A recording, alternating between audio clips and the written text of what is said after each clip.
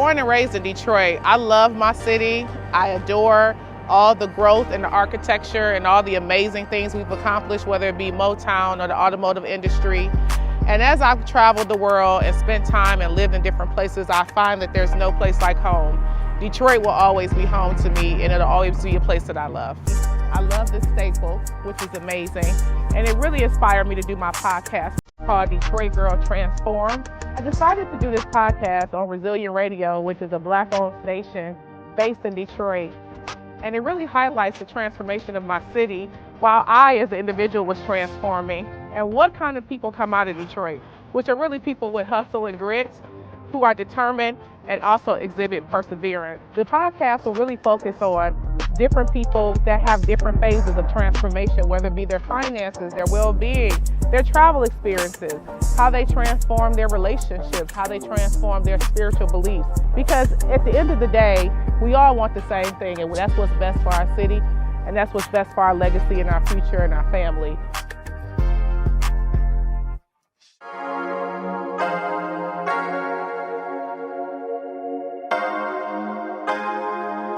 Welcome to another episode of Detroit Girl Transform. I'm your host and your favorite Detroit girlie, Tony Carter. As you all know, this is our second season of Detroit Girl Transform, and every episode is another opportunity to highlight a transformative journey or experience from some of my amazing guests. And this episode is no different than any other episode where we really take a deep dive into what it looks like from a well-being perspective. So I'm really excited to introduce one of my favorite power couples, Ryan and Renisha Fluker, who are going to talk to us about really what it looks like to thrive and live in your purpose and really empowering people and giving them the tools to do that. So I'm honored to be a part of this. As you all know, with the journey with me, my first episode about well-being was my own journey with Miracle in Arizona, where we talked about transforming and living in your self-care and your true balance. This is more about some individuals who are experts who run a counseling center, which has actually evolved into much, much more they're going to talk about today, which is life coaching and really just letting people live their true self on purpose. And so I'm going to always take time and spend time on well-being in every season of this podcast journey, because I think before you start working on your hardware, you really got to deal with your software. Oh, yeah. Mm-hmm. Right. So I am excited to introduce the couple that I've known, Renisha, since 1994. Woo, woo, woo. Right. And we went to King High School together. All right. KC fired up. Hey. All right. So we've known each other a long time. And then my brother in love. Not King. I'm not King. Yeah, he's not King. We okay with that. Okay? Yeah, I'm all right. It's all right for today. No, I'm just kidding. But we became family, through their amazing union. I think they just have an incredible story. And it's very inspiring that they decided to come into this business as a family. I think it truly speaks to like Black love, Black excellence. So before we get into the episode, I'm going to start with Renisha and go to Ryan. Tell us a little bit about you and what brought you on this journey. Oh, my goodness. Well, I'm Renisha D. Fluker. Hello, America. Hello, Tony. Hello. And let me see. Born and raised in Detroit, Michigan. Went to Martin Luther King High School. Of course, that's where we connected at. Mm-hmm. Along from there, I went to Fair State University. Then I got into the field of social work. I started working at through foster care systems, multiple outpatient clinics. That's been my journey. And along with that, I've done plays, theaters, helped produce stuff, singing, acting, both professionally as well as just creatively. And then I went to Oakland University, got my master's, started a doctoral program. And then I ended up landing in Arizona and back to Michigan. And here I am with my own clinic. 6 years. And this is a beautiful clinic, by the way. So we are actually in Out of Mind Counseling Center. And I can just tell you that the feeling and the energy as you walk into the room is a place of peace and serenity, down to the smells, to the sounds, to the really, truly inviting atmosphere. So if you haven't had an opportunity to check them out, they are located in Clinton Township, Michigan, and you can become a member of their team or their staff, or you can become a client. So make sure you check them out. Ryan? Yeah. Well, hello, everybody. My name is Ryan C. Fluker. I am Born and raised in Michigan, grew up in Macomb, which is actually a suburb of Detroit. And then I went to school out in Macomb, Dakota High School. I went to Oakland University. Shout out Golden Grizzlies, black and gold. I gotta represent a little bit. All right. So got my undergrad from OU, majored in sociology and communication. So I've always been interested in human behavior, social science, why people do what they do. And so graduated with my degree. I actually minored in human resource development. Oh, so that is how I actually ended up, first part of my career, I'd say my former life, human resource development, corporate HR. So worked for a couple global organizations. And then I know we'll talk about more later, but decided to come over into the mental health space, partner with my lovely wife here, here at Out of Mind Counseling Center. And I am now actually myself a master's candidate at Oakland University. I am back in school as of last semester, actually the fall semester, getting my own master's of arts in counseling. So Absolutely. I got about a year and a half. It's been amazing. I feel like I'm right in the lane that I'm supposed to be in. And there's nothing like studying counseling while working at a counseling clinic like this. So it's like I'm learning. I've got the classroom aspect, and then I've got the real life practical aspect. And I'm able to take what I'm learning, directly apply it to our business to help us go from great to excellent. And I do want to touch a little bit before we get started on, first of all, I love our people. Like, we're so multifaceted, right? So Renisha talked a little bit about being, and she kind of skimmed on it, but she was a big deal in drama and play and music growing up and over the years. She has an exceptional voice. And I love the fact that she can take that and minister to people, right? And use her gifts, her many, many gifts to help people. And then, Ryan, I love your ability to say, hey, I don't have to be one dimensional. I don't have to be just an HR. I can take what I've applied, which we know that there's, I've been in HR a long time as well. There's a lot of what we do that could be behavioral science, right? And so really coming back and saying, you know what, I want to lean into something different. I want to build this future with my wife, but I also want to continuously grow myself. I think it's very transformative, right? Which is the purpose of this podcast. It's really about transformative experiences, and the both of you deciding to step out of your comfort zone and do something different. It's just been amazing. So I do want to touch on that because I feel like, you guys were bold and brief in your introductions, but I get to brag. Because that's the cool thing about being the host. That's awesome. Yes. Appreciate it. Brag away. Yeah, girl.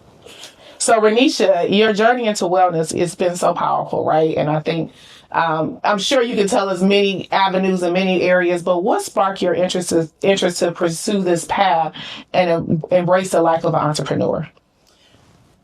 Real talk, I would say, when I was here living in Michigan, I decided to move to Arizona.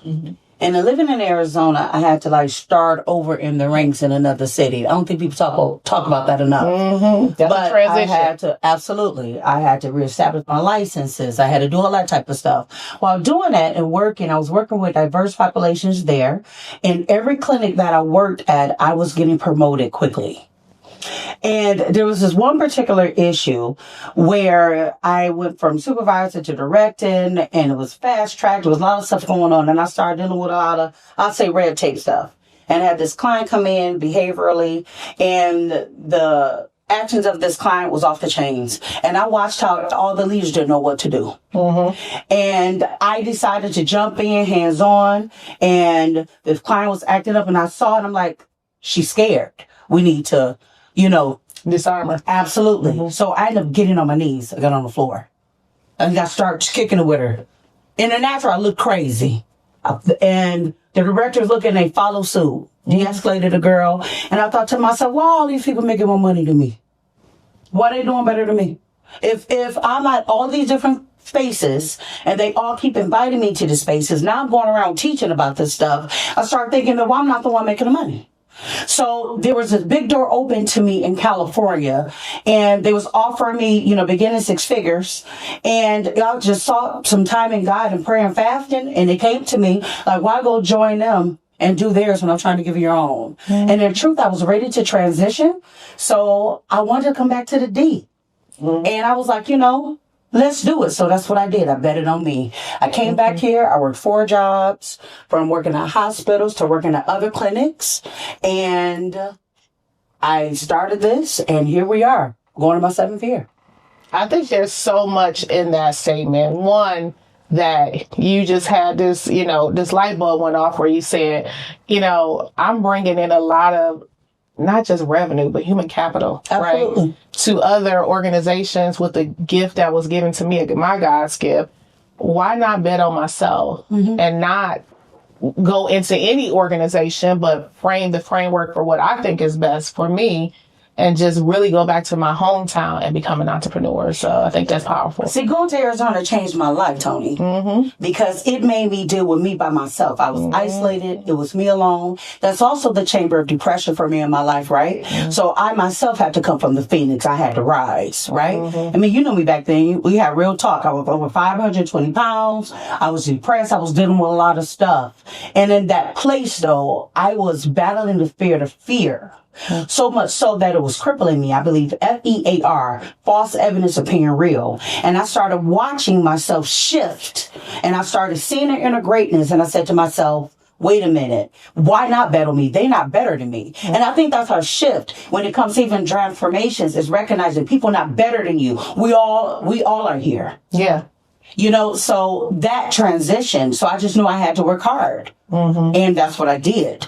So that shift happened when I had to deal with myself. I had to be authentic. That's why I always believe your authority is in your authenticity. And that's why out of my counseling center, my heart is, as I named OWN. It was like my goal to get people out of their mind and into their life. And that's our tagline, itemizing into life. When I started envisioning myself beyond what I kept seeing in the dream, I had to put it in my feet. And that's what faith without work is dead. Right? So you got to work your faith. So I had to get out of my mind to get into my life. And when I did that, the 6 figures I went after in my first year, I blew it. My second year, I doubled that stuff. So when I moved into that, I made more money working for me than I ever worked for anybody else. Yeah. And being able to employ others, being able to do more, being able to give more. Yeah. That's my heart. Yeah. And we have my episodes are really about transformation, but what has come out of that is vulnerability. Yeah. And so you gave a lot of what people don't see behind the scenes of, like, while you were trying to become this entrepreneur, you had to work, you were transforming yourself. Absolutely. Right? Dealing with, spousal depression, or dealing with any, we all identify with fluctuation in weight, which identifies with where you are, right? It has nothing to do with aesthetics. It has a lot to do with well-being. Yeah, and trauma. And trauma. Yes. Yes.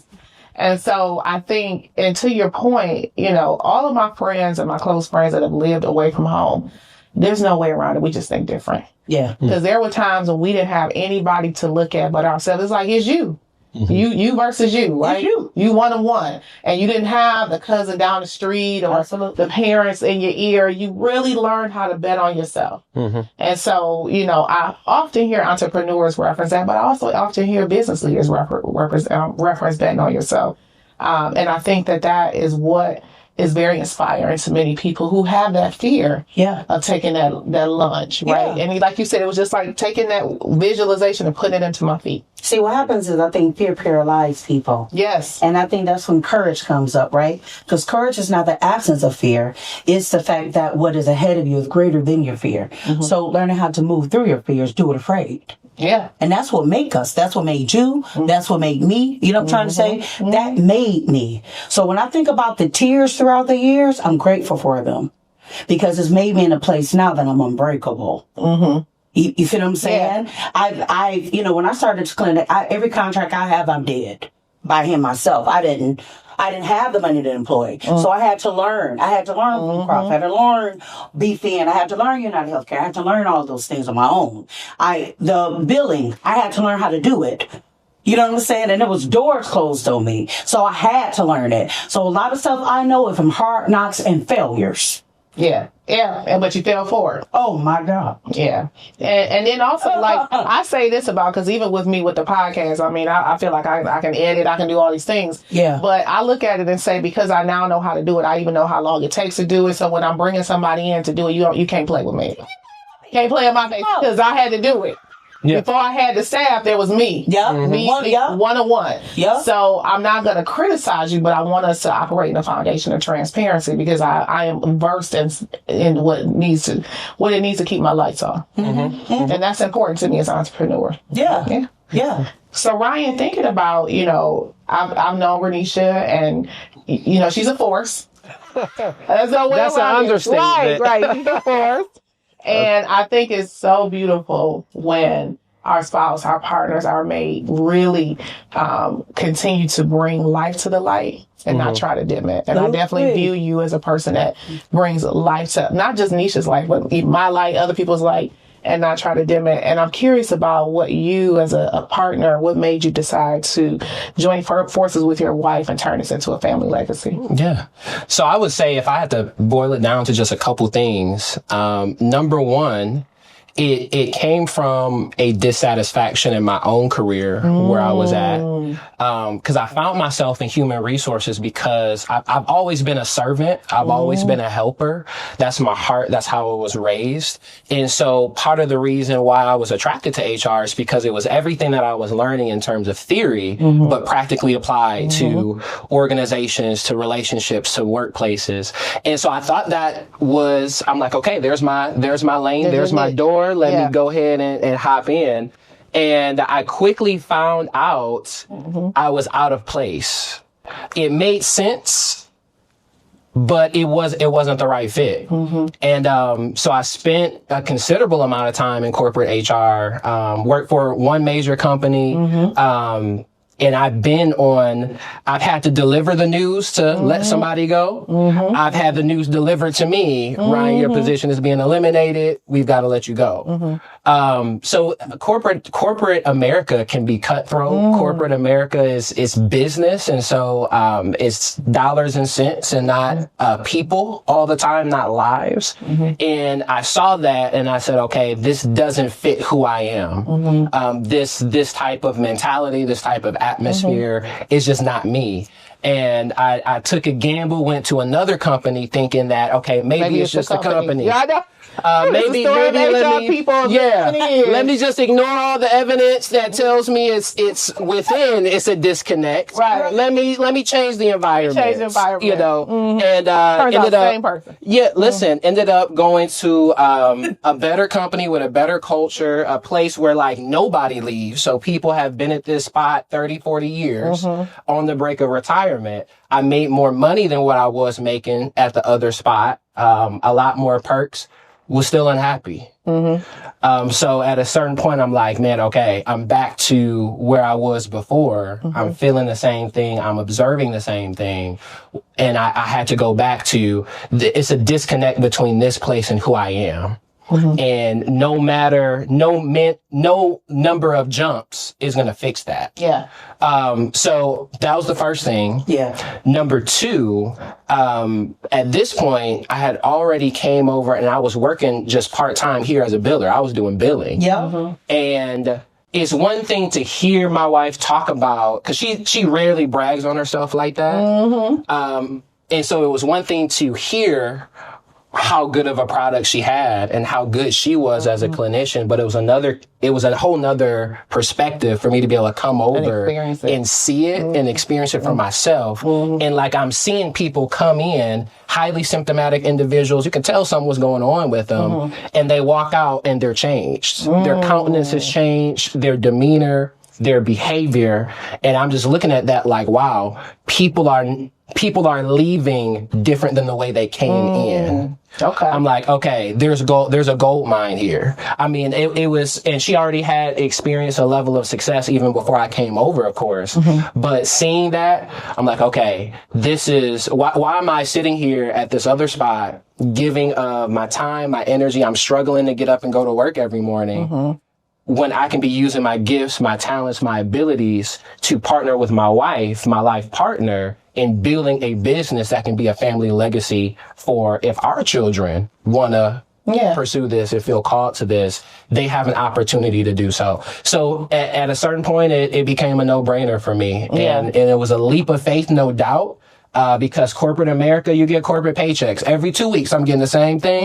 Whether I was sick or not that week, I'm getting paid the same.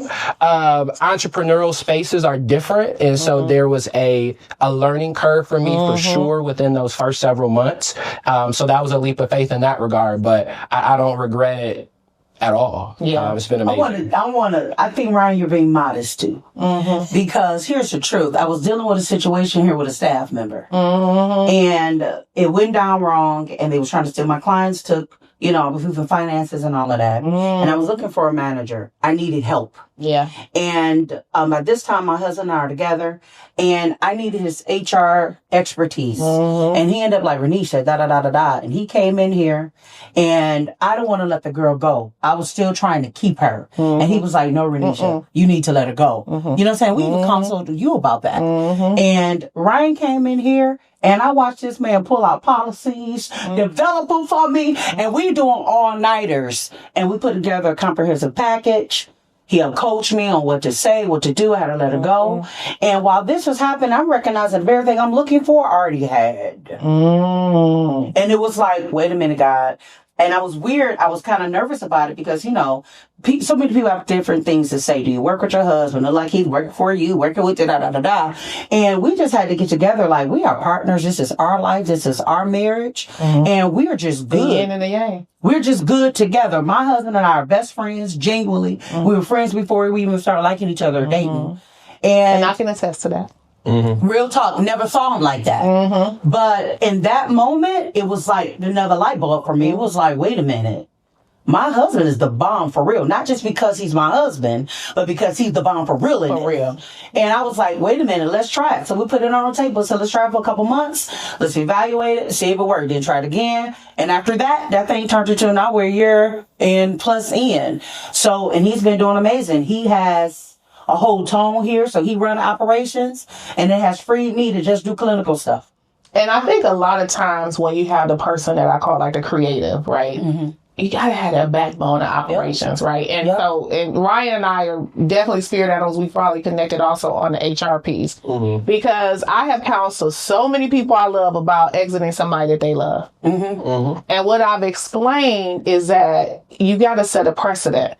And sometimes that toxicity, because it becomes toxic. No matter what you think, when somebody you love is not loving your business the way that they should, they may not ever love it the way you do.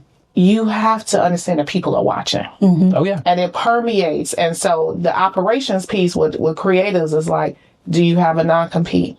Do you have a non-disclosure agreement? Do you, because all that's got to get out the way in the beginning, right? And then, even when you're talking about your journey in HR, we always love the new HR people when they say, I want to do HR because I want to work with people. We know that person been on the job for about 2 weeks. We know. Yeah, or just fresh out of school. And I used to say that. I know. I did say it in this interview. Yeah. And it's not that you don't, right? I'm 20 plus years in it. You do work with people. But I always tell people that you are a people-facing operational leader. And you have to understand the difference. Good. Because I have never in my 20 plus years made any career impacting decision or been a part of something that I found to be unethical, and I never will. So you have to have your guiding principles and your North Star. My North Star is that I want to continue to grow in my empathy, because I think that sometimes in HR, because you have a constant, turnover of people, but you got to continue to grow in that empathy, because it's still their one individual situation. No matter if you dealt with it 600 times, they dealing with it the one time. However, if you are a strong empath, it could be a battle. It could be an internal battle.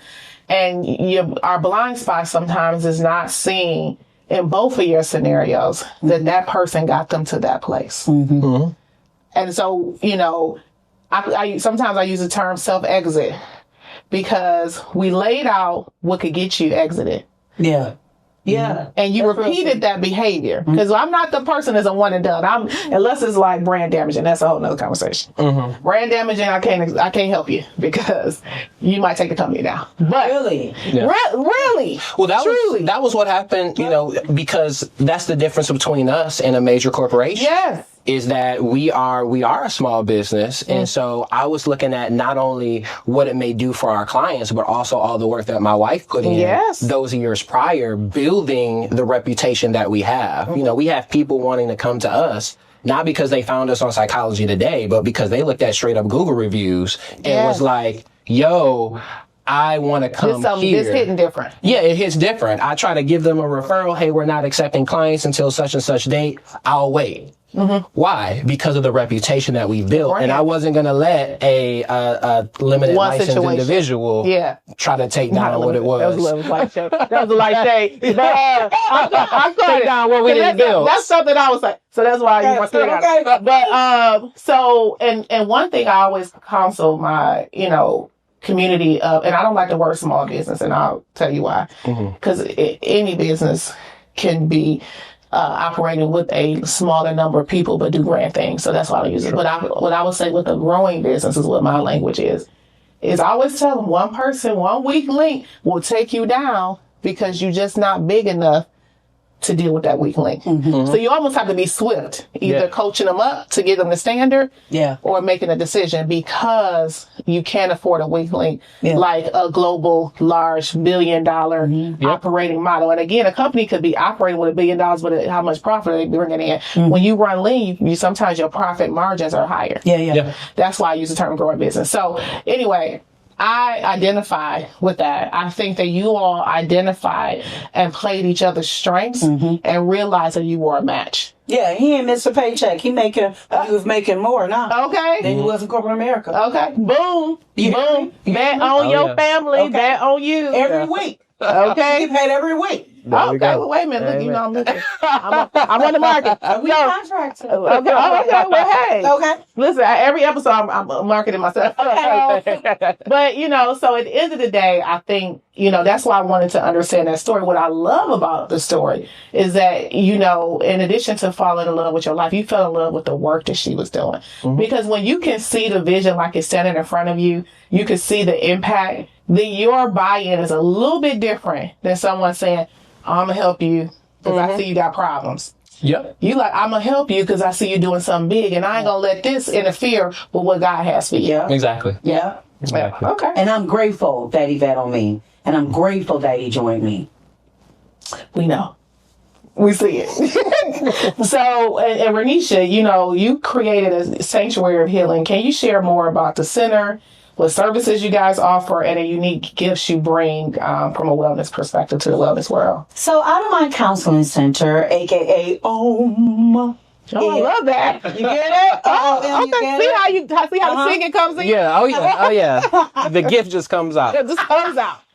So, our heart says out of mind into life. So, what I found by going through therapy myself and being a part of so many other mental health facilities is that I felt that there was not a place that felt like home. So Out of My Counseling Center, we go through every room. It's a personal touch in every room. They're made to feel very relaxing, inviting, aesthetically appealing. Along with that, we incorporate aromatherapy. And I also am very well versed with other homeopathic things as well. So when I first started, I connected with a naturopathic doctor friend of mine. And what we would do is collaborate. And when I'm dealing with different mental health disorders, depression, anxiety, instead of going to traditional pharmacology or psychiatric medications, she would refer different supplements and things like that. So some clients, according to the affordability, will connect with her. Along with, I do a lot of trauma work, especially like sexual trauma, eating disorder stuff. We deal with diversity, depression, anxiety, bipolarity, different mood disorders, a lot of family type of different things. So with the environment here, I made it a spa for the mind, so people can come down here, come in, relax, and unwind. So you come in, there's tranquil music playing, it's smelling good, it feels good. We cater to people. We believe the servant leadership here. So we give coffee, water, tea, snacks. We always have certain type of food to give to people, because if you are coming in hungry, you're not trying to hear what I got to say. So I like to feed your belly, engage with you in a sense. And in a sense, we call our clients here client friends. I love So that. instead of just saying patients, we do client friends. We try to bring a very inviting one-on-one space. So I like keeping it private practice so it can feel more private when you're here. And along with that, I consider myself like you remember the movie Hitch? So I have been paid to do the following. I have been to Aniamos. I've been to people's houses. I've been on dates. I've been at different events with people, and I do on-site training. So you're dealing with going on a date and you're feeling weird and stuff like that. I'm like your Hitch. I was in the back, like, okay, let's deal with this panic attack. This is what he said. Well, this is what he said. What do you want to say? Okay, get that overthinking. That's a cognitive distortion, dear. This is your time, real time. You see what I'm saying? I've walked with people, and that's what I'm migrating more towards into. Now I'm ready to start my talk show because I think people need to see real counseling in our lives in order to like break down stigmas. You know what I mean? So I believe in transform one life at a time. Right? Yeah. And so the vibe here is very personal. Very person-centered. And, it's a lot of stuff with it. I love what I do, Tony. Oh, we can tell. I think your authority is in your authenticity. Yes. So, I've been able to travel and teach and stuff. But yeah, I like being and I'm raising my clinicians to be more coaches instead as well. Because people need that push. Yeah. Absolutely. Yeah. And I want to touch on something that I'm personally connected to. Just being vulnerable. Anisha's aware of this. She's my assistant in my life. She's my life coach for many, many years. But one of the things, and it's very hyper functioning for people that are leaders and visionaries, is that a lot of times we're thinking ahead. And so I've learned that I become anxious because sometimes I can obsess about the future and what's going to happen and trying to plan for all different avenues, right? And what I'm really big on is like what I put into my body. So I am not the person that's necessarily, I'm going to reject or prescribe medication as much as I can unless it's a safety issue. So when I deal with someone who comes into, doing more natural remedies and things like that, that is somebody I'm always going to do business with. And that's just because I don't want to develop any kind of dependency on something that I think can be developed from within, right? I think that, first of all, working on mindfulness and things like that, but also there could be a balance that a natural remedy could help with. Like maybe I have, lower estrogen in some area and there's something natural. So I want to highlight that because there are a lot of people like me that, we don't want the prescriptions. I mean, there's nothing against people that because there's times when that's absolutely necessary. Absolutely needed. Yeah, it's absolutely necessary. And so I like that there's a journey where you have many alternative solutions and it's not just automatically defaults into one way. And being transparent to say you're not there, you might need to start with something that's more prescribed and we can see how things are going. So I think that's to me one of the distinctions for this counseling center because it's more of a coach, but also giving you multiple options and being transparent. We like, no, this is your one option because, I have a responsibility to make sure that you are, definitely responsible citizen, as you go out. So, and that's something that we start to determine even from the beginning where we have a new client come in for what's called an initial assessment. Sometimes it's called a biopsychosocial assessment. It's the formal language. But that's where we kind of determine, okay, how symptomatic is a person is based upon frequency, duration of symptomology. And then if like you said, a natural solution we feel is appropriate, whether that's a ashwagandha, lavella, valerian root, depending on their symptomology, we will definitely suggest that. But if they're so symptomatic or they need some way of being able to alleviate what they're going through, even in order to make psychotherapy even effective, because some people just need to be brought down a little bit even before they're ready to receive therapy. They're too symptomatic to receive psychotherapy. Correct. So if you're dealing with someone who's dealing with, panic attacks all the time, for me to try to talk to them and coach them accordingly, I need to bring down, because the endorphins, all of that is surging so much, they're not going to be able to pay attention anyway. So that type of client, the level of symptomology necessitates some type of psychotropic medication to help them. Yeah, and we do partner with, there are several medication management facilities and practices, psychiatrists in the area of Metro Detroit, that we will refer people to if we believe, no, you're more a candidate for a combination of psychotherapy, which is counseling, and medication management in order for you to see really the level of transformation that you're looking for. Yeah. Wow. Especially when, I'm learning a lot right now. well, especially with after doing the biopsychosocial module, after we come out of that, I call it the 4 C's here. I believe in compassionate confrontation, challenging you in order to change. Oh, I love that. Right?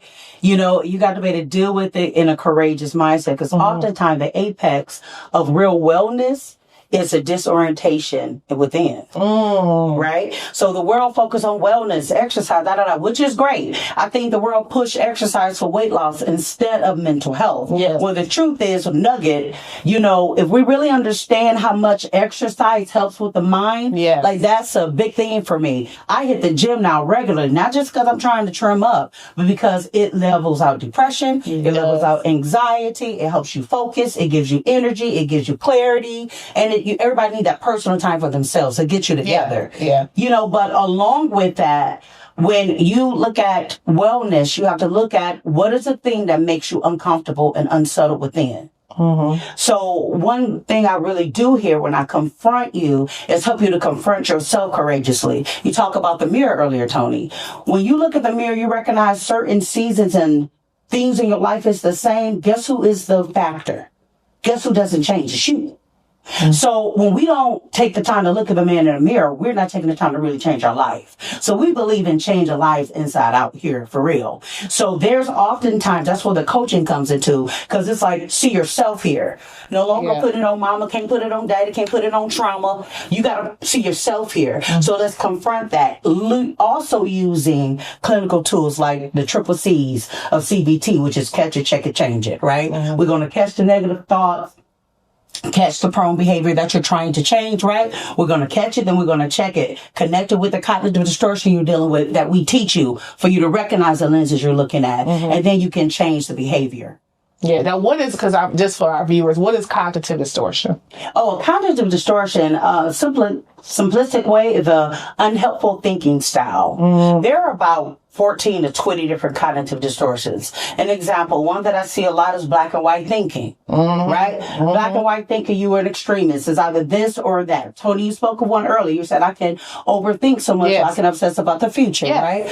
Right. When you find yourself doing that, you miss the now. Yes. Right? You do. So we call that thinking distortion jumping to conclusions. Wow. Yep. Right? So you jump to conclusions. So when you jump to conclusions there, you are either mind reading or fortune telling. And I'm not talking about Cleo talk to me now. I'm talking about you are fortune telling yourself that it's going to look like this, right? Right. You don't know the fact. You don't know. I ain't going over there because they always do that. Well, when you show up, how do you have the difference? You're leaving out you. Well, you're leaving out what you bring to a room.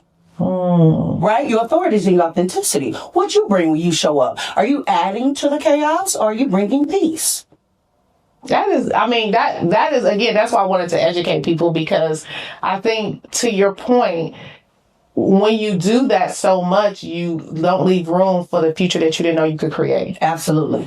And that is a much more positive outcome than, what if, we go down these different paths. And so I think that I'm glad you simplified that phrase, because I think a lot of people deal with that. And a lot of people don't know they deal with that. And it's not helpful, right? It's not helpful to be like, oh, I'm going to be late today, even though you have enough time to maybe not be late today, right? And the other thing I want to touch on really quick was that I learned to exercise for sanity, not vanity, is what I say.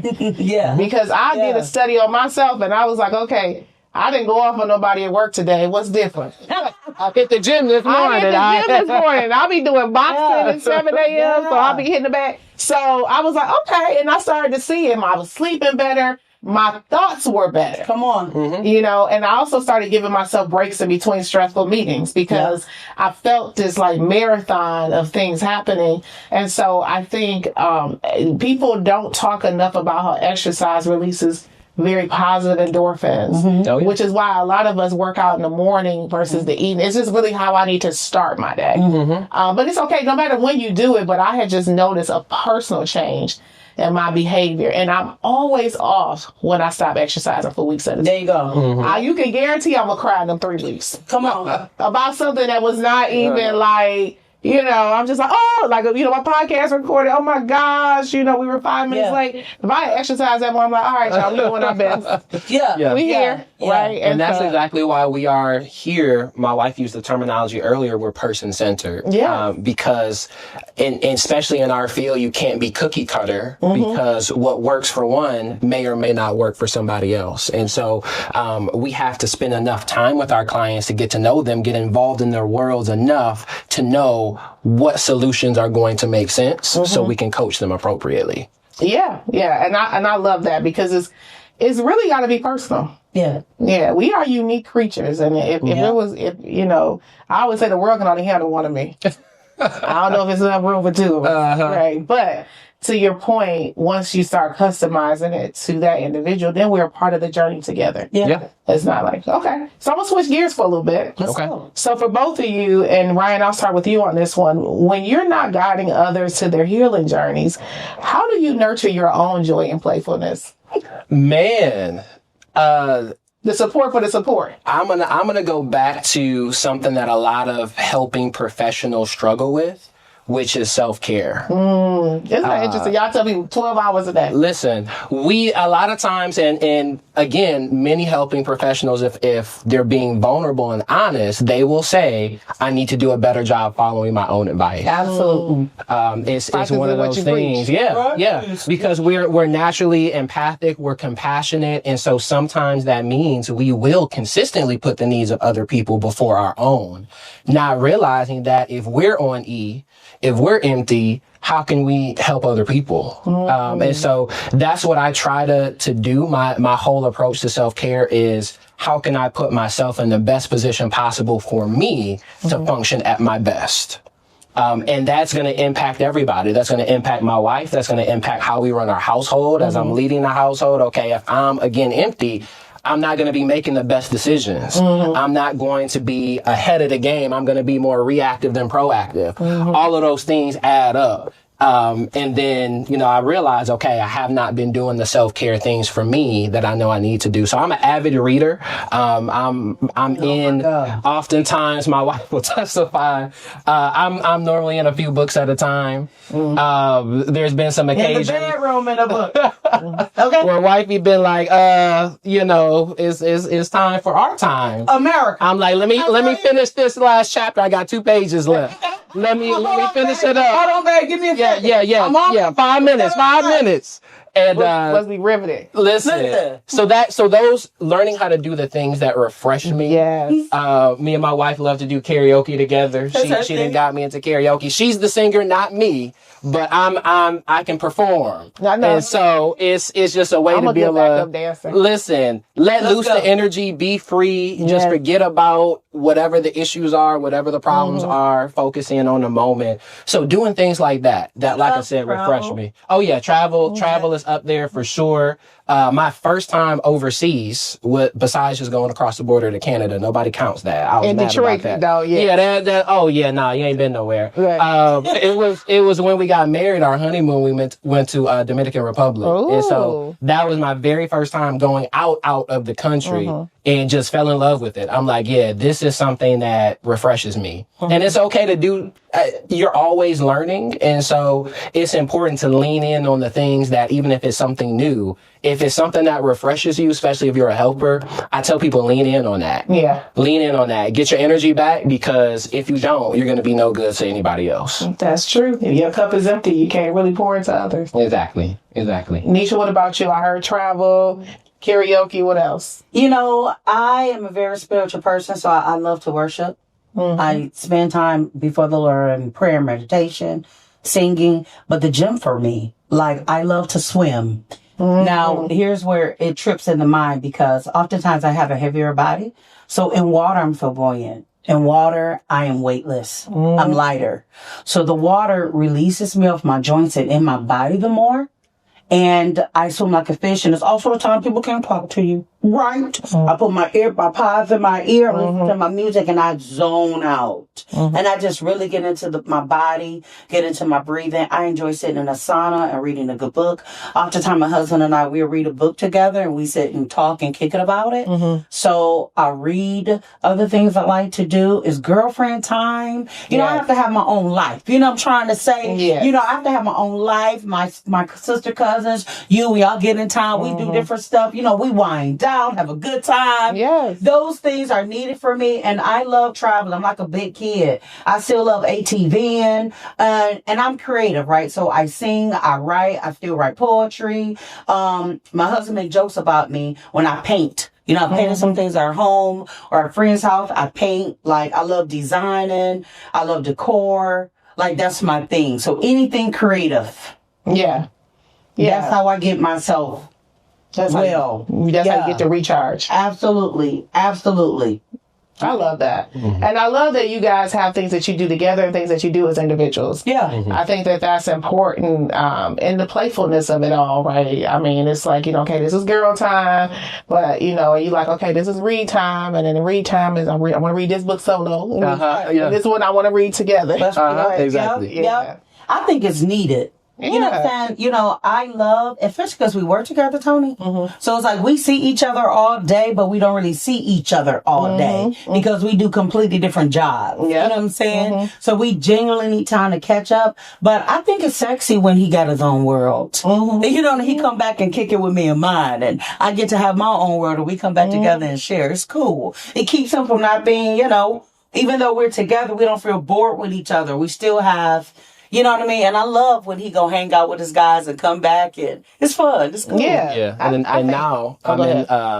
Now that I'm studying in the field, even our conversations intellectually are more stimulating because now I'm able to understand her world more. And she's able to even sharpen me.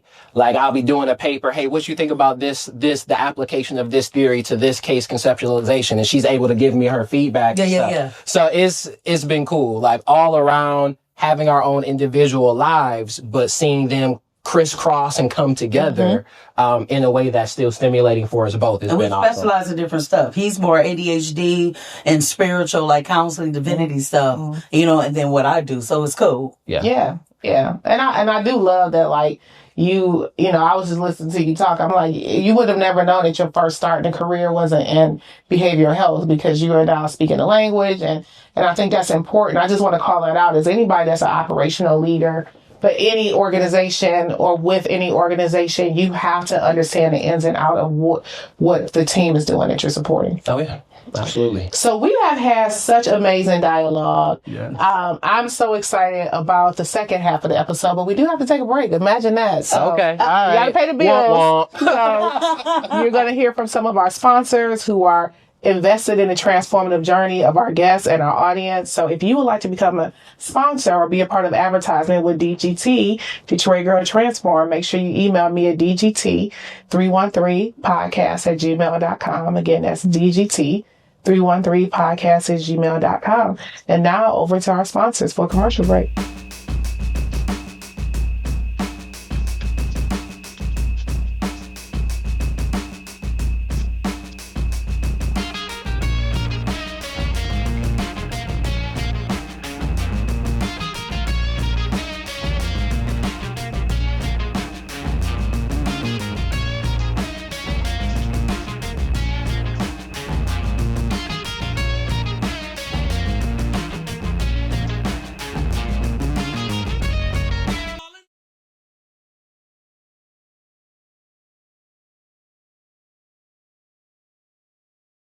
Welcome back to another episode of Detroit Girl Transform. I'm your host and your favorite Detroit girlie, Tony Carter. And today, like most days in the world of DGT, we talk about transformation. I'm so excited to have one of my favorite power couples, Renisha and Ryan Fluker, here talking about the transformation of life coaching and empowering through counseling and therapy. So we having fun today. I feel like this is a regular Friday night when I'm By the way, when I come stay in Detroit, this is who I stay with. So Yep. We are them. Right. She got a key. So I'm feel like this is like a regular night for us at home. So I'm really enjoying this. But I also have learned a lot about what you all do when you leave the house and say you're going to work together. Yes, yeah. Yes. So now I know what work looks like. So, and that leads me to my next question. And Ryan, I'll start with you then, Renisha. I think that to do the things that many of us do, which is really help heal the world and be a part of that journey of helping heal others and empowering others, I believe you have to have a superpower. That's my belief. And so I'd love to hear from you and Renisha. What are your superpowers? Yeah, absolutely. Absolutely. So I'll go in a few different directions with this. Number one, I know that I have a presence about myself. That presence is something that you can't really teach. And so I know I have a naturally empathic presence. I've always had that ever since I was young, whereas I've always had a heart to help, and people perceive that. And so I've never had an issue with people being willing to disarm themselves around me because of that presence that I have. So and especially in this field, that is something that is, man, that's just so invaluable, because we are in a space that somebody else's transformation depends on their willingness to be vulnerable with us. And if they feel like they can't, that's going to be a significant barrier to establishing what we call that therapeutic alliance, which is counselor and client working together in order to experience change. So I would say that's chief amongst the superpowers. Okay. I'm gonna speak on another one that's actually related to why I'm so interested in ADHD, is because I'm diagnosed ADHD myself. Oh, wow. I'm actually combined type. Yes, you are. And it's a mix. My wife will tell you, because she knows my whole life. And yeah, so many times we talk about people who are neurodivergent in the negative or from a negative lens. When neurodivergence is actually a gift. It is. And so it truly is. One of the things that comes along with that is levels of hyperfocus. So it's like, hey, I zone out on a certain thing, and I'm going to be thorough. I'm going to think about every single thing that the normal person wouldn't think about in order to bring this presentation to a level of excellence. Oh, yeah. There's a reason why many entrepreneurs and business leaders have ADHD. And innovators. And that is because the ADHD brain, the things that will overwhelm a typical person, we can still function in those type of environments. And so it is very much conducive to the stressors and the chaos that often accompanies business ownership, entrepreneurship. So that is certainly a superpower for sure. I agree. And I'm gonna do a third one just because I can manage her. Now that is a superpower. That is a superpower that I've never seen. I've never seen anybody do this. Man, keeping this one in line, it's a power. It's a power. So just call me Superman. That's my 3. That's what I'm gonna say to him. And I can say, right, because listen, this is about Me being truthful and vulnerable and transparent. My on podcast DGT. is unapologetically authentic. And I'm over here like, But when I first met Ryan, when speaking of your presence, when I first met Ryan, I brought a bottle of champagne over to celebrate their engagement. Because, I live out of state, so I don't get to be in the forefront of all things. So I was just wanting to have that moment. And I was sitting there like, why have I told this man my whole life story? I'm not like that. I'm not like that. And so I remember saying my sister has someone who's created a safe space for her. Oh, man. And that is a part of the management. She feels safe, right? And then also probably observing our habits, right? As women, when we want to get into our soft air, we have to have somebody. Because I know I need to be managed. Now, who want to do it? I don't know. But I know somebody going to need to help. Regulate. We're going to vet them. Oh, yeah, y'all going to have to come meet these ones, right? But yeah, so I love that you were honest about that, because that is a superpower. All 3. Nisa, what about you? Well, my superpower is, Tony, I think it is my authenticity. I am courageously authentic. And I think my power is I disarm people to do the same thing. You know, I wear my crown and my wounds because they've made me. So I think that, and I'm really good. People will tell you, it doesn't matter. If I remember you, I remember your story. So my superpower as a clinician is every person that's before me, I remember their stories. I love that. So it's like when I'm with you, I am with you. And I know the details, honey. I know the details, boo. I be like, yeah, I can pull names out. And that's my ADHD traits, right? Because I can remember names. I'm not good with the numbers, but I remember the names. I remember the situations. I can remember colors. I can tell the client, oh, you have this on, da da da da da da da da.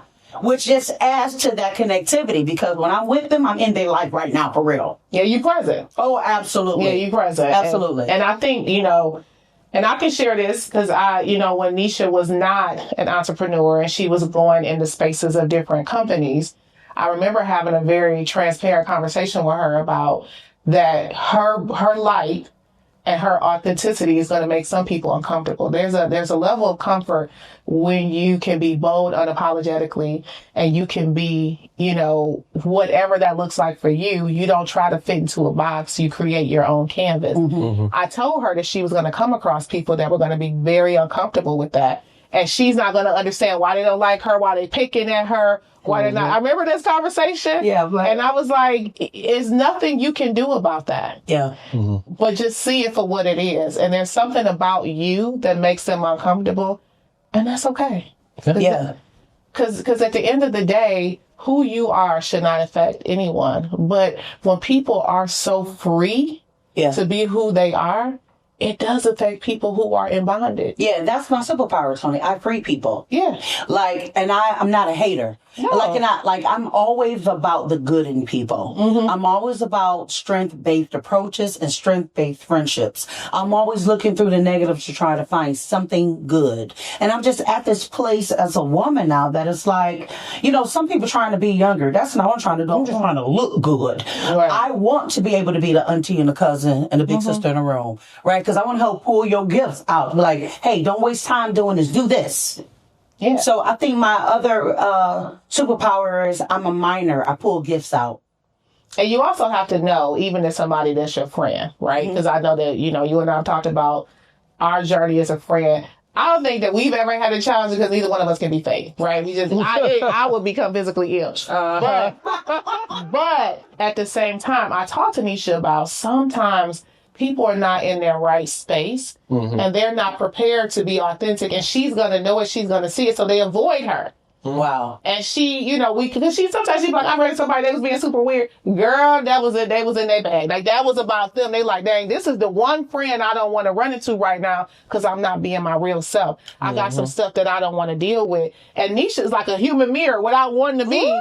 You walk up to her and you gonna see it. And sometimes people are not willing to face what they need to face when they come across a certain energy. Wow. And so it's hurtful for people like you because you don't understand it when it happens. And I told you it's not going to be meant for you to understand, because a lot of times, I'm not saying you perfect or I'm perfect or whatever I'm saying, but sometimes it ain't about you. Yeah. And so when you are stepping into your truth and your boldness, and you've always been that way, if I was somebody going through something and I wasn't being myself, I walked up, here come the truth. It happens. It's funny. Yeah. Oh, yeah. So, you know, yeah. so I concur, like, not that y'all needed my echoing your superpowers, but I would stamp those superpowers to say that it is a gift. It's a gift that's nurtured. It's a gift that you were given. It was God's gift to you, and you share with the world. You don't contain it. You share it. But understand that it makes people uncomfortable. And be okay with that. Be okay with I'm okay with being uncomfortable. I'm comfortable being uncomfortable, because that's when you really see a spark and grow. And I think that's your gift. You help release that in us. Oh, thank you. Yeah. Because I'm all okay with awkward silence, because I'll come in there because I'm in the business, I'm gonna ask a question. Now, who decided to do this? Okay. Everybody quiet. I'm like, then I'm not calling nobody out, so we could be silent. I'm like, because we got to build from the truth here. Yeah. And it's not about pointing the finger. It's about where the inception came, is how we going to back this back to what we want to do next. Yeah. And so I've been in meetings for 20 minutes. You know, I don't care. I'm an Aries. We quiet all you want, but honey, we got to get to, we got to get to the it. real. Right. That's we got to get to it. So, I think we all have superpowers, especially when we have gifts. So kudos to you guys for sharing your superpowers with the world. Thank you. Thank you. Awesome. So now I want to get into some couple stuff. Okay. Right? Let's do it. So complete this sentence. As a married couple in business, we balance love and leadership by... letting business stay business. Woo! Take that away. Letting business stay business. And you can tell they've been in practice on this. Listen, it is one of the wonderful things about being in business with your spouse is that your spouse knows you like nobody else. Because marriage, I always tell people this, marriage is a mirror. Marriage will expose it all. I've heard that from marriage. It will. And so with that, that's not a bad thing because my wife now has levels of insight where she sees what I do well, but she sees what I don't do well. And as a business partner, she can speak to those areas and hold me accountable to those things. Because especially as business owners, it's like, things rise and fall with you. So, bad habits, character things that you have to clean up, that will naturally impact the business. That will naturally impact business operations. And so I've appreciated times where my wife has been like, yo, Ryan, you slacking here. And I just got to be like, is there truth in what she's saying? And all the time there is. So I got to own that and be like, okay, there's truth here. I got to own that, but that's business. I'm not about to take that home with me and be like, blah, blah, blah. You know everything. You think you just came at me like, no, because one of the functions of a spouse is to help the other partner become better. We have this phrase that we've been using ever since we've been married. It's better together. I love that. And that means, now that we're in partnership, we should be able to go further faster than what we were able to do. Further faster. I love that one. Individually. Yeah. We really use both. Better together, further faster. Okay. It emphasizes partnership in all little areas. Internal catchphrases in this little tough. Yeah, we got that. Yeah. So letting business stay business and then prioritizing our marriage. Because that is number one. It's no different, kind of similar. You'll hear married couples when they have kids and kids come along, but then kids will eventually go.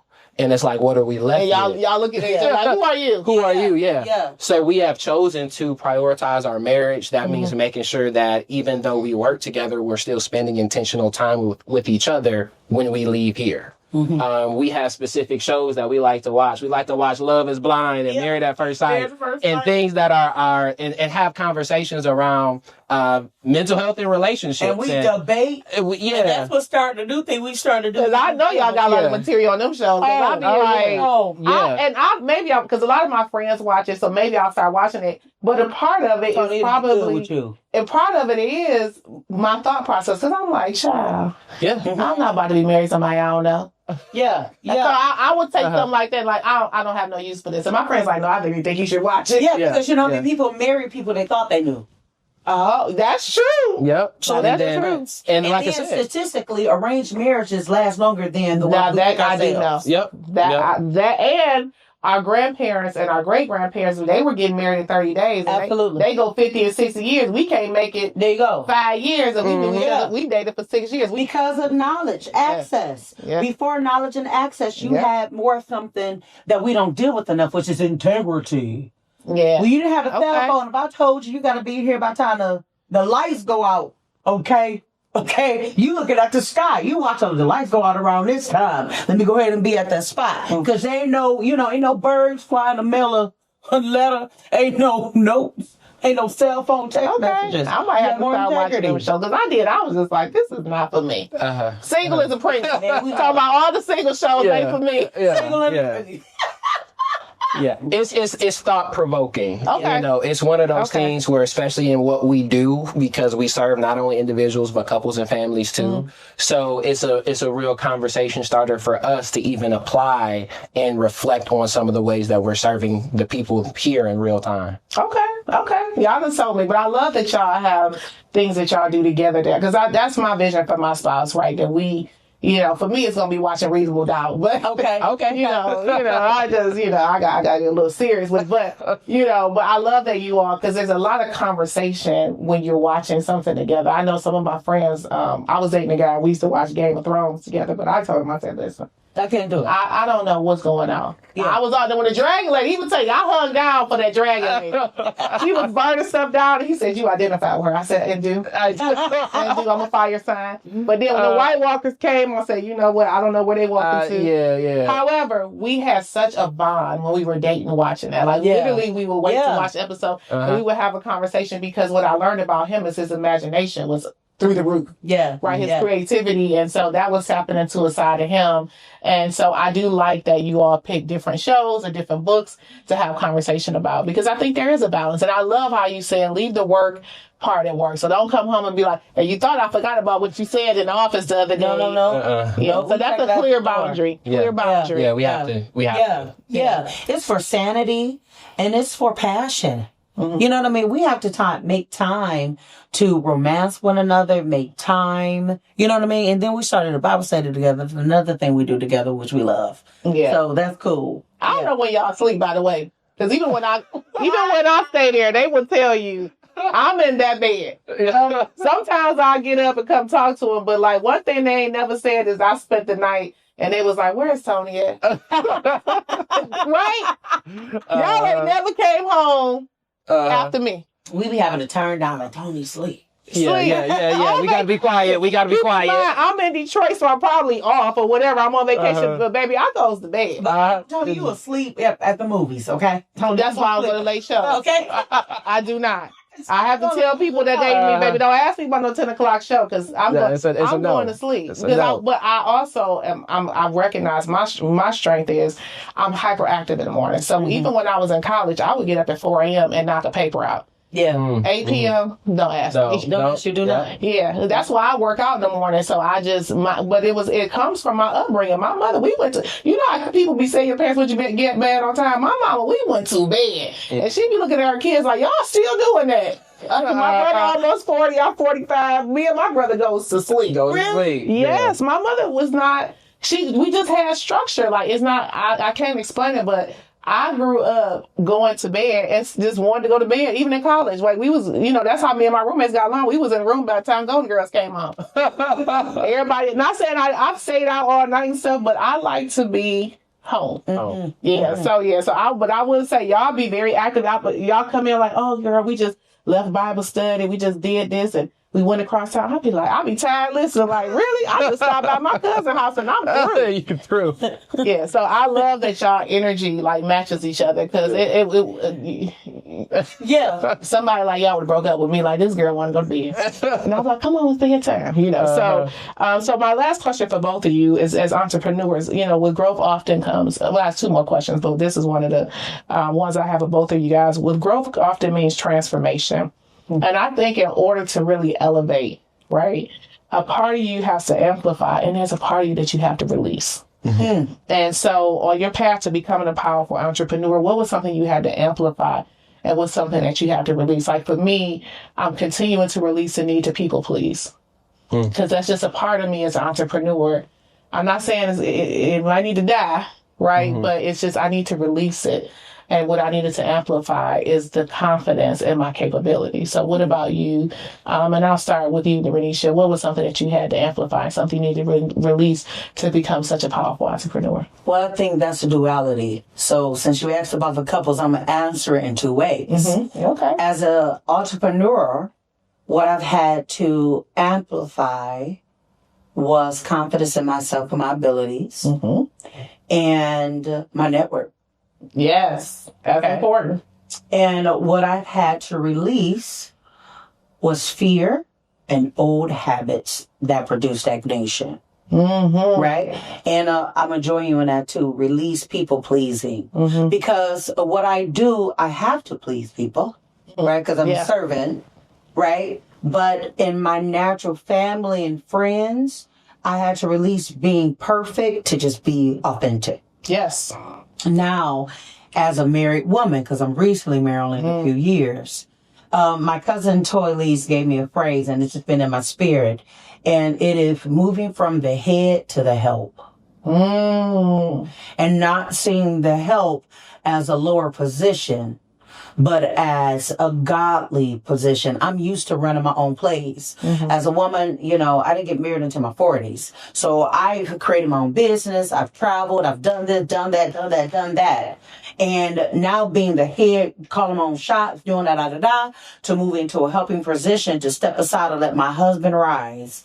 Not just rise, but walk alongside of him. Not just making room for him, but being him making room for me in his world. That has been a freaking transition. Right? Yeah, transformative. It's been transformative. It's been a transformation. Pray right? for me, y'all, because I'm next. No, you are. Yeah. Well, you got some coaches when you reach that point. Straight up. And so now it's been having me dig into more women who are powerful, who are married and got good marriages. Yes. Right? Because when people say that when you get married, you don't change, they're not going to be married long. Yeah. Because marriage changes you. It's a different life. It's a wife is impossible a to different not life. change. I am different as a wife than I was a single woman. Single women do certain single woman things. Wives do certain wives things. There is a change now. Yes. So finding my identity as his helpmate, finding my identity and being Mrs. Fluker now, and what that comes with has been a journey. Right? So what I have been able to pull back from is that independency and that see me to a intradependency with my spouse. A ability to not be seen, but to tuck up under. Oh, I love right? that. Because what he does for me, he allows me to shine, but he covers me like a shade. Before I was just in the sun. Now I'm in a shade, so I don't have to run out. I don't get burnt no more.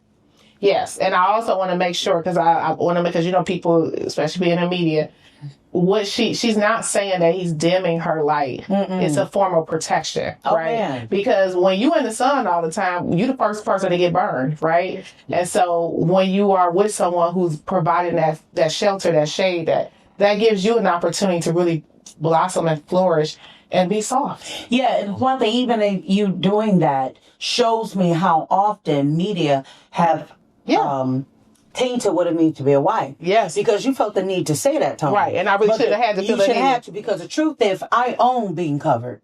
I like being covered. That's the difference from being single Renisha to being married Renisha. Is that when I was in the sun all the time, you get sun rays and you get burnt too sometimes. Right? But because I'm in a for real loving relationship, I'm okay with dimming sometimes. Because sometimes I was running out. The truth is, I was running out sometimes. I was out of gas all the time. That's what we say, stronger, longer. Ryan's part of my life, he preserves me.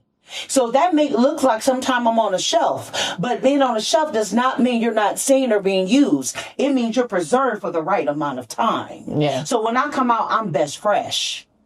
But see, we don't look at it like that. I enjoy being a wife. Now, he take care of me. I like being interdependent now. Before I was on my own.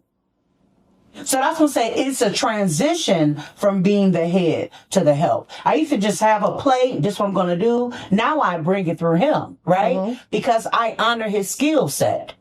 Yeah. Because now he'd be like, hey, babe, I see da-da-da-da. I don't know about this. But because he loves me for real, Ryan pushes me in opportunities. I just won $1,000 in a karaoke contest I would never done. He slid the people the money and signed me up without even my permission. So he signed you up. It was like, she didn't be in this. Yeah. I was like, this is easy money. I said, we going on vacation. This is easy money. This is the easiest $1,000 we ever gonna make in our life. Right, And she like, gonna have fun doing it? Oh, yeah. us. Hey, absolutely.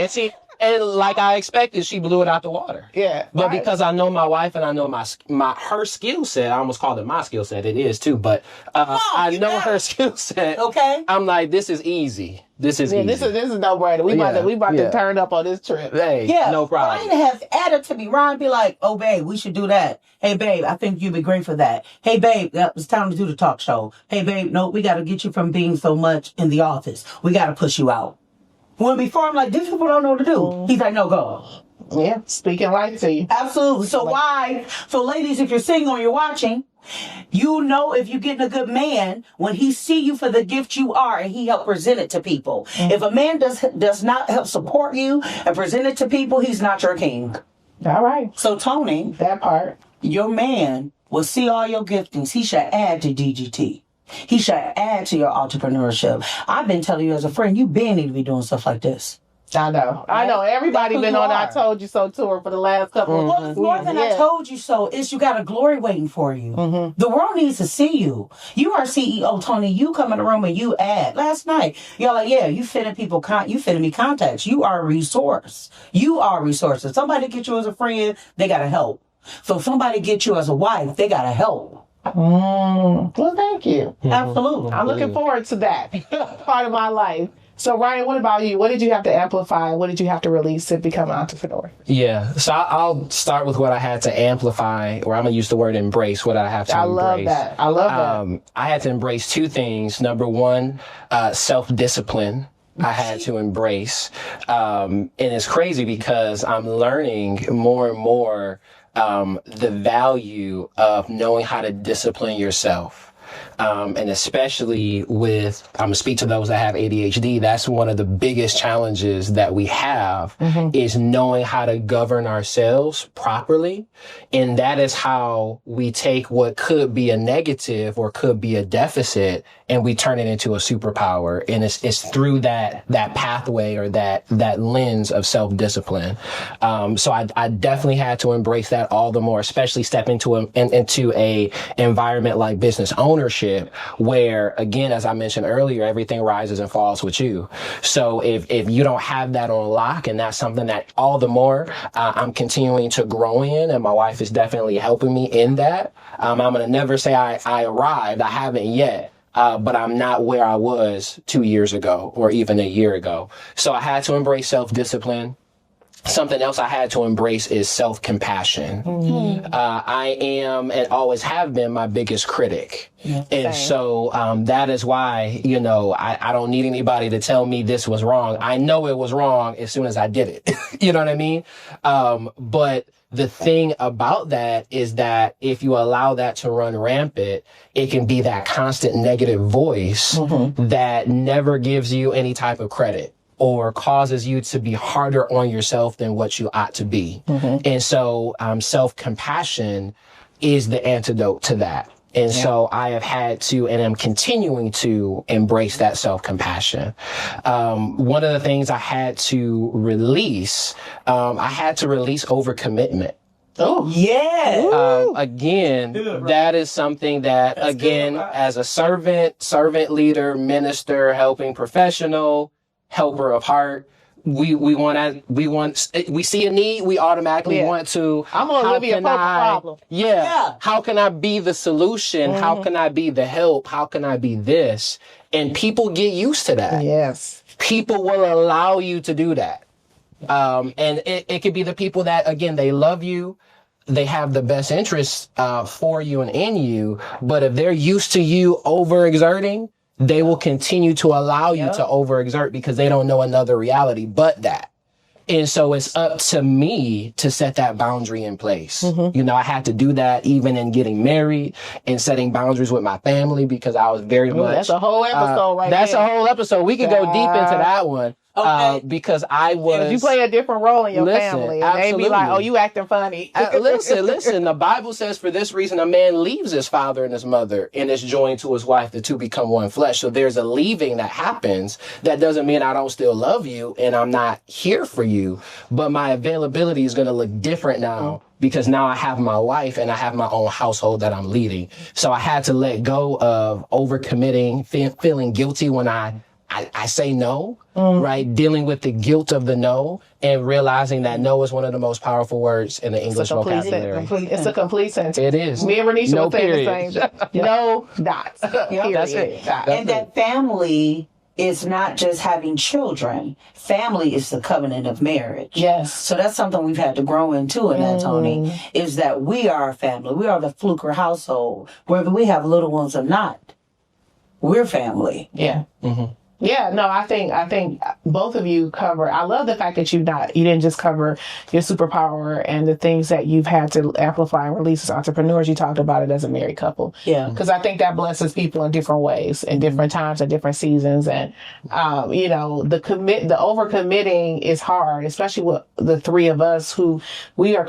There are people that are just live lives of completion. We like to complete things, and so that can be a blessing and a curse, right, at the same time. So. That's another thing, Tony, because when you think about that, while you was talking, babe, I was thinking about another thing is embracing the simple. Like I'm so used to being extra, want to extra perform, overperform, exceed expectations in business, that I was doing that in my natural life too with my friends and family in some areas, and being able to say the simple is okay.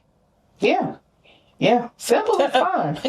Yeah, I know exactly. Enough. Yeah, it's enough. It's enough. I know it's kind of like in HR when people be like outraged that they're a solid performer. I'm like, when did that become not okay? Yeah, that's good. That's good. Yeah, but it's like you're like, oh, that's it. I'm like, no, it's not it. That's enough. That's enough. That's you did what we asked you to do. Always remember that rating means that you consistently did what we asked you to do. You've met expectations. You have met our expectations consistently, and we don't talk about enough that is okay, and that is the bulk of the percentile in the bell curve, as you know, of rating assessments. Just because you're going to have the close to 75% of people are going to do what you ask them to do, right? So. Last question, and we are all obsessed. I'm a fangirl of this counseling center, as you know. What's next for Out of Mind Counseling Center? Wait, you going first? I'm going to let you go. Beautiful ladies first. So I would say what's next is that we are moving more into more coaching, and we're starting a talk show. Out of Mind. You heard it first on BGT. Upcoming, honey. First drop here, where we're going to actually do a talk show. We're going to be working with the collective and even our own sets, and where I'm going to be doing live counseling sessions. It's going to have a late night vibe to it. Music. It's going to integrate all my different talents.